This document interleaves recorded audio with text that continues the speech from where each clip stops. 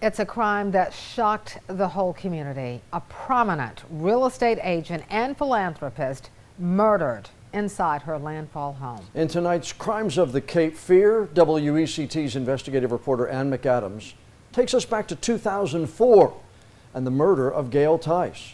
Ann? Fran and John, just over the bridge from Wrightsville Beach, Landfall is arguably the safest neighborhood in Wilmington.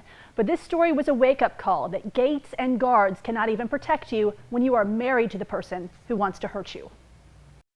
September 29th, 2004. Residents in the upscale community of Landfall woke up to the blaring noise of sirens. 20 minutes to 7 this morning, I was startled out of sleep, and I didn't know what it was, but it was some sort of noise. Neighbors looked out their window to see police everywhere and soon learned the unthinkable. When I received the call from WPD, because this is within the city limits, that a murder had just happened in Landfall, I thought someone was joking with me. District Attorney Ben David quickly learned it was no joke. Gail Tice had just been shot inside her own home. I've been shot. You've been shot? Yes. I'm bleeding. My husband is shooting me. My husband is shooting me. After she was initially shot is when she was able to call 911. And as she is talking, you're hearing him shoot her from outside through those windows in. And as she ran around the inside of the house, he ran around the outside of the house, shooting through certain windows. She was like a bird caught in a cage. The rest of the tape is haunting, but Gail Tice died on the phone waiting for help.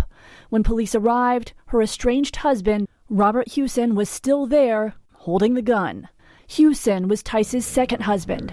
Her first husband died of cancer in 1999, and she missed having a companion. When she met Hewson, she thought she'd found a second chance at love. She was incredibly compassionate and always thought the best of people, even though she was very sharp and very shrewd, maybe a little bit too forgiving of his faults and overlooked too much in his background. Tice's closest friends immediately thought she and Hewson were an odd pair. Tice, a Stanford graduate and successful business owner, and Hewson, a former Walmart greeter who'd also worked as a Burger King manager.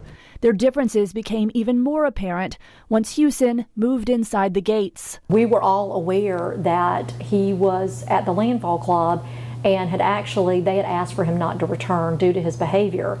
And you know, this was just not Gail. I mean, in terms of, you know, well-liked, well-respected, and this individual that was married to her was asked not to return.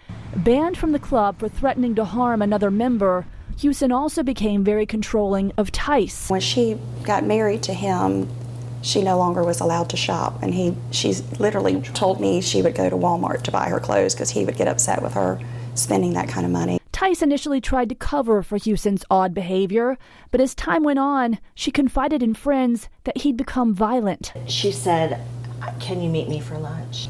She was waiting for me before I arrived. And the boy was coming with water, and I got into the booth, and she said, "I'm afraid for my life." Tice took out a restraining order and turned Hewson's guns over to authorities, afraid he'd use them against her.